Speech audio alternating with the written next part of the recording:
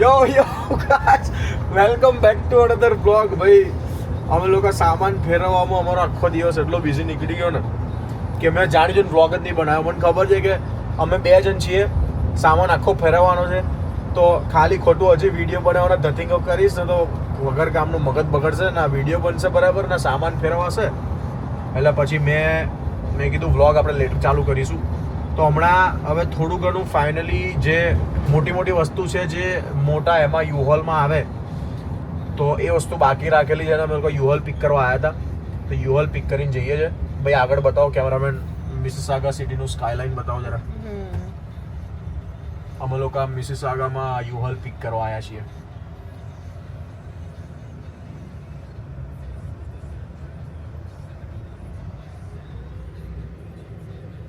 સ્ટાર્ટિંગમાં 5 મિનિટ એટલું વિયર્ડ લાગે ને, ઊંચું ટેમ્પા જેવું ચલાવવાનું. મને તો મજા આવી. થોડીક ચલાવીએ ને એટલે પછી થોડુંક ફેમિલિયર થઈ જવાય.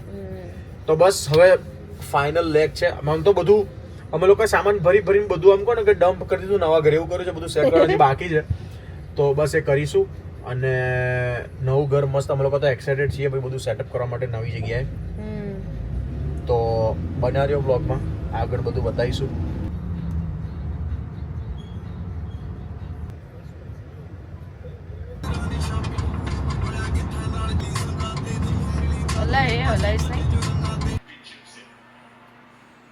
ઊંધું ફોટો છે.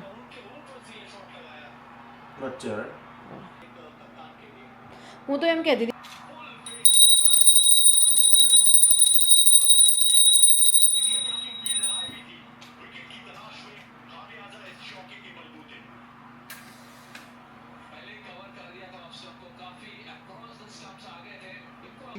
ઘી વાળી કરવાની ઓલવેઝ થઈ જાય ફટલાઈન.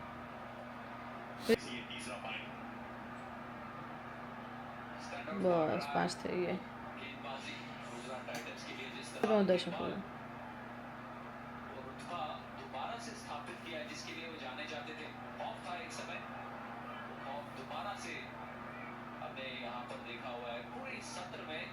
યો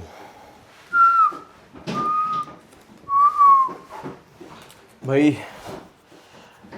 કેટલા વાગ્યા જાણો? 7 વાગ્યા. સાંજના 7 વાગી ગયા છે. તમે આના પહેલાંનો જે વિડીયો જોયો એ ગઈકાલ રાતનો હતો. અત્યારે નેક્સ્ટ ડે સાંજના 7 વાગી ગયા. કામનો પાર નહીં આવી રહ્યો. મૂવિંગ વી આર રિયલાઇઝિંગ કે ભાઈ નાની વસ્તુઓ એટલી બધી છે કે કામ પતું જ નહીં. અને ઉપરથી ગ્રોસરી અમે લોકોએ ઇન્ટેન્શનલી 1 વીક પહેલાં છે ને બધું લાવવાનું ઓછું કરી નાખ્યું હતું કે ભાઈ બધું મૂવ કરવામાં ઇઝી પડે એમ. તો અત્યારે ગ્રોસરી કરવા ગયા હતા કોસ્કોમાં અને આખા ગામની વસ્તુ લઈને આવ્યા છે. અને એક બાજુ અમારું બંટી સેટ કરી રહી છે બધું. અને હવે હું બનાવીશ વોર્ડ્રોપ અમારું. શું કહેવું જાવ? તો રવા દે, બહુ જોર ના કરે આપણે, વાંધો નહીં. હા હા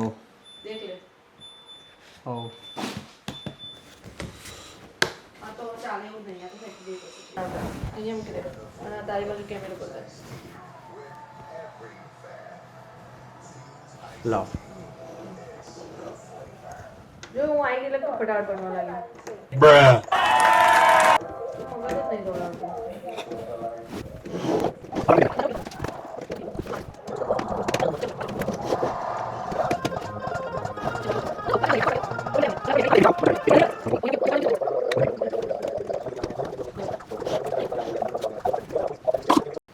ભાઈ આ આર્ટ છે, આ આખું, અને એનો આર્ટિસ્ટ જુઓ. બોક્સ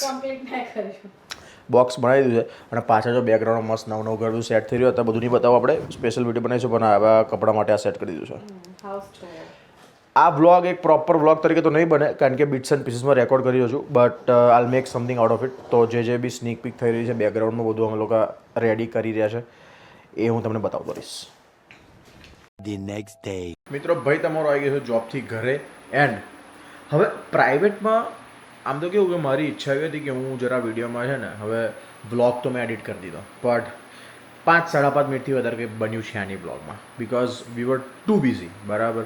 તો મેં કીધું યાર હમણાં હું જોબથી જો ઘરે આવ્યો છું, પાસ્તા બનાવી રહ્યો છું બરાબર. ઊંઘતા પહેલાં મેં કીધું ડિનર બનાવી દઈએ કારણ કે તન્વી બી છૂટશે શાર્પ 8:30 જેવી અને પછી રાતે ડિનર બનાવવું લેટ આમ તેમ ને બહુ મોડું થયા તો મેં કીધું ચલો હું જ બનાવી દઉં.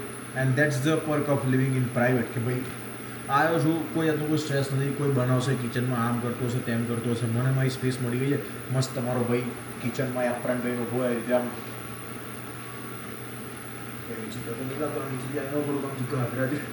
પણ ભાઈ બનાવી રહ્યો છે પાસ્તા અને B spinach pasta, white sauce plus spinach pasta એટલે ગ્રીન ક્રીમી પાસ્તા. તો ભાઈ બનાવીએ બરાબર. હું તમને બતાવું તૈયારી કેમની થઈ ગઈ છે બધી. એક બાજુ પાસ્તા ઇઝ ગેટિંગ બોઇલ્ડ. અમારે થોડું આ ઘરમાં છે ને ઇલેક્ટ્રિક ઇન્ડક્શન છે બરાબર. આમ તો અમે 99% ફેમિલિયર થઈ ગયા છે પણ તોય થોડું જે અમે જૂનો ગેસ મિસ કરીએ છીએ અમે અમારો. કેપ્સિકમ, અનિયન અને એના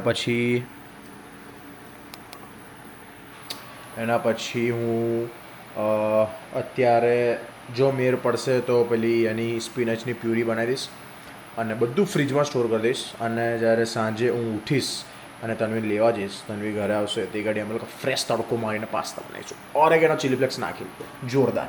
આમાં મેન એ છે કે ભાઈ બહુ મસાલા નહીં વપરાય તો શું છે કે પેટને બી આરામ, સ્પિનચ હેલ્ધી બી થઈ જશે બરાબર છે. પાસ્તા આઈ નો મેદાના હોય છે પાસ્તા બટ ઇટ્સ ફાઇન, થોડીક જ ક્વોન્ટિટીમાં ખાવું છે તો ચાલે. તો ભાઈ આ આજનો કાર્યક્રમ આ છે બરાબર.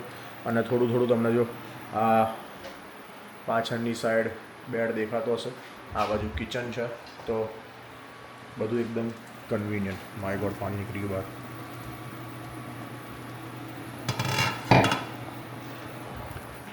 જલસા છે ભાઈ જલસા, બીજું કંઈ નહીં.